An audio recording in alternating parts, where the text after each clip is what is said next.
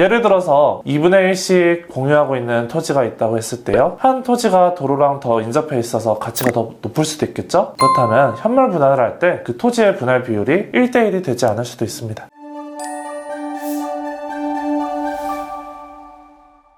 안녕하세요. 법무법인 상성의 송태근 변호사입니다. 저는 부동산 전문 변호사로서 부동산에 관련된 재밌는 이야기들을 하나씩 전달해 드리려고 합니다. 오늘은 공유물 분할 소송의 모든 것이라는 주제로 여러분들에게 이야기 드리고자 합니다. 부모 사망 후에 상속받은 부동산에 대하여 자녀들이 각각 공동으로 소유하거나 주택, 상가, 토지 등의 부동산을 한 개인이 아닌 다수의 이해관계자가 분할 소유하는 경우 이를 공유물이라고 하는데요. 공유물을 처분하기 위해서는 공유자 전원의 동의가 필요하기에 공유자 입장에서는 공유물을 사용 수익도 제대로 하지 못하고 정말 답답한 상황에 놓이는 경우가 많습니다. 오늘은 이러한 답답한 상황을 해소시킬 수 있는 방법으로 바로 공유물 분할 청구 소송에 대해서 알려드리고자 합니다. 선생님, 공유물 분할 청구 소송이란 어떤 걸까요?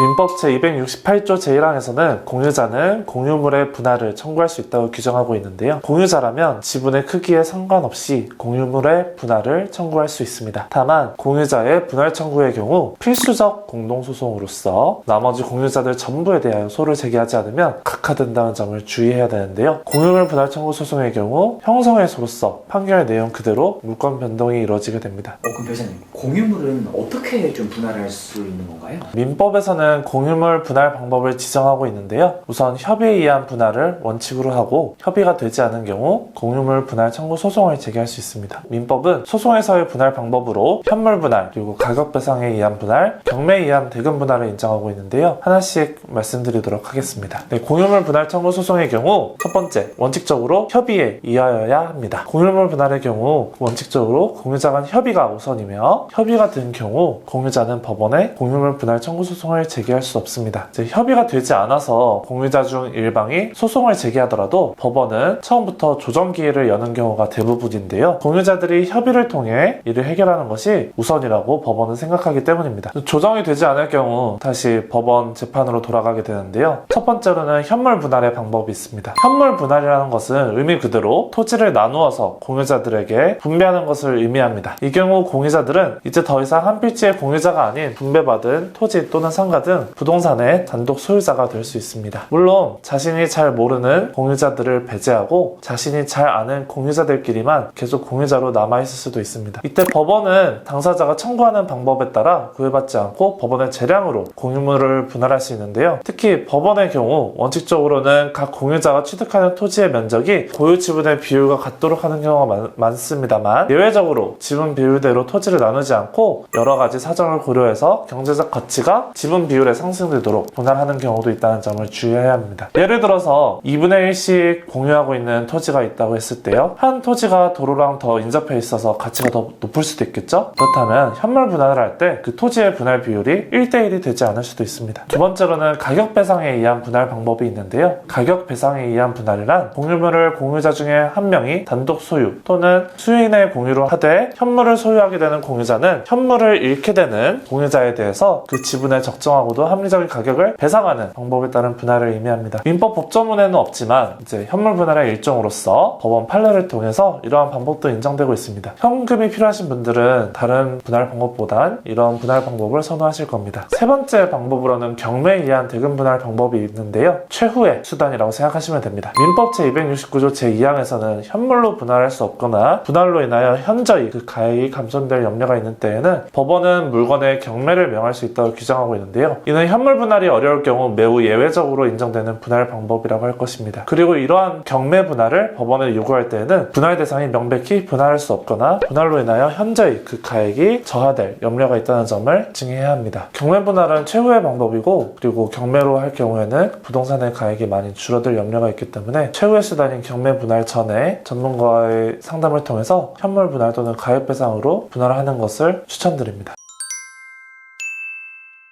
선생님, 그러면 공유물 분할 청구 소송을 할 때 주의할 점은 어떤 게 있을까요?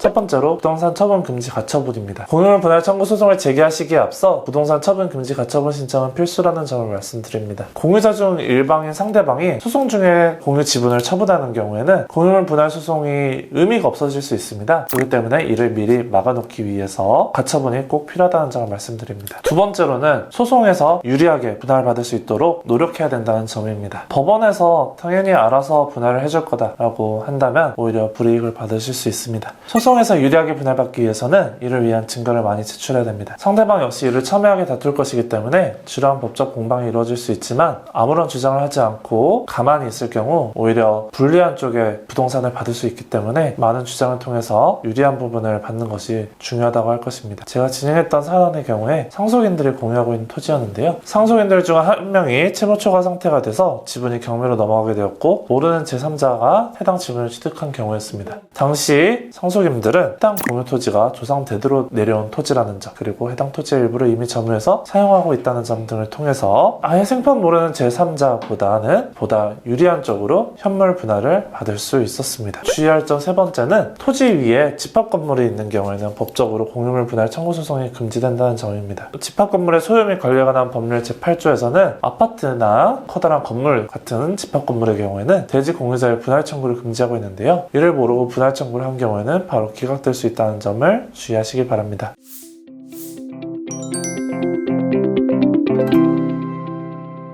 지금까지 공유물 분할 청구 소송에 대해서 살펴보았는데요. 제 경험상 공유물 분할 청구 소송의 경우 조정을 통해서 정말 소송이 일찍 끝나거나 아니면 서로 유리하게 분할을 받기 위해 싸우다가 소송이 늦게 끝나는 경우 두 가지로 나뉘었던 것 같습니다. 이왕이면 조정을 통해서 협의가 잘 되어서 일찍 끝나는 것이 좋겠죠? 조정에서는 대부분 분들이 변호사의 도움 없이 그냥 가시는 경우가 많은데 조정이 매우 중요하기 때문에 변호사의 도움을 받아서 조정으로 최대한 빨리 분쟁을 해결하는 것을 추천드립니다. 저희 법무부인 청성 변호사들은 수년간 다양한 공유물 분할 청구 소송을 수행했고 이를 집행한 경험이 있는데요. 공유물 분할에 따른 집행까지 저희는 도와드리고 있으니 도움 필요하시면 언제든지 문의 주시기 바랍니다. 오늘 영상은 여기까지고요. 영상이 유익하셨다면 구독, 좋아요 부탁드리겠습니다.